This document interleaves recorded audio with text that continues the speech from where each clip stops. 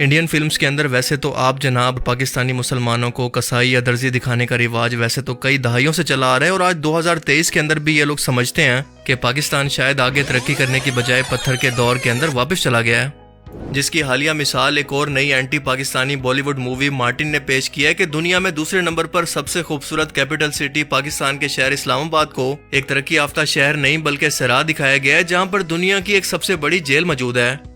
और उस टाइम से लेकर अब तक गूगल मैप मुसलसल सदमे में है और उस टाइम से बस यही बोलता जा रहा है, मेरी शक्तियों का गलत इस्तेमाल किया गया मां, ये दुनिया बहुत खराब है मां। असल में इन फिल्म डायरेक्टर्स को अपनी आवाम को देशभक्ति का चूरन बेचकर पैसे कमाने का शॉर्टकट मिल चुका है और इन्हें पता है कि ऐसी फिल्म्स के अंदर इन्वेस्ट करके इनका सरमाया तो कभी डूब ही नहीं सकता।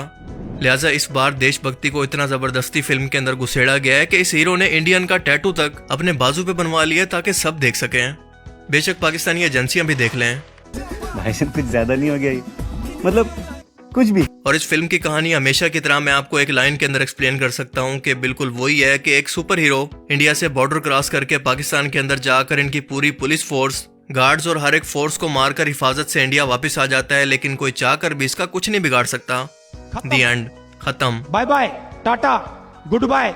जिसे देखकर आपके मुंह से भी बेख्तियार कुछ इस तरह के अल्फाज निकलेंगे। अपनी खुद की फैंटेसी वर्ल्ड के अंदर ये लोग कितना खुश रहते हैं, लगता है इनको शीशा दिखाना पड़ेगा। मैं तुम्हें अभी समझाता हूँ, तेरा तो गेम बजाना पड़ेगा। That is fantastic, thank you. देखो भाई, मेरी इंडियन से कोई पर्सनल दुश्मनी नहीं है, वहाँ पर भी हमारे मुसलमान भाई रहते हैं, लेकिन इस तरह के फिल्म डायरेक्टर्स को मेरा एक छोटा सा सीरियस मैसेज है, इसलिए कान खोलकर सुनो कि बेशर्मो शर्म करो शर्म। वैसे हुस्न ज़न रखते हुए हम ये भी सोच सकते हैं कि शायद ये पाकिस्तान का फ्यूचर प्रेडिक्ट कर रहे हो कि इस कदर महंगाई के बाद पाकिस्तानी अवाम ऊँट चराती हुई सर पर कपड़ा बांधे, नीचे धोती और ऊपर बनियान पहनकर दांतों में तीली मारकर घूम रही हो, जिन्हें पाकिस्तानी ट्रैवल एजेंट कुवैत का कह के यहाँ पर छोड़ गए हैं। लेकिन आप इस बारे में क्या सोचते हैं, मैं जरूर जानना चाहूंगा। एक टर्टल यानी कछुए जैसा यह स्ट्रक्चर किसी साइंस फिक्शन फिल्म का कोई सीन नहीं है, बल्कि ये एक पूरा तैरता हुआ शहर है जो कि हकीकत के अंदर सऊदी अरेबिया $8 बिलियन की लागत से अगले 8 सालों के अंदर तैयार करने वाला है।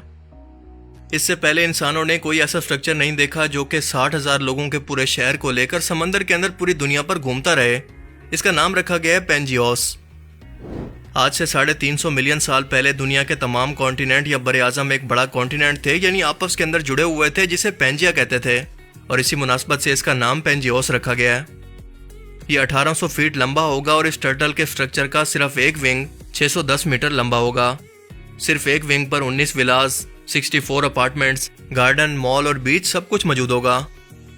यह 9.2 किलोमीटर पर घंटा की स्पीड से चलकर पूरी दुनिया को घूमने की सलाहियत भी रखता होगा और अपने इंजन्स को चलाने के लिए और बिजली की जरूरियात को पूरा करने के लिए यह समंदर की वेव्स और रूफ टॉप पर लगे अपने सोलर पैनल्स को इस्तेमाल करेगा और यह स्ट्रक्चर वाकई के अंदर इंतहाई हैरत अंगेज और चौंका देने वाला है।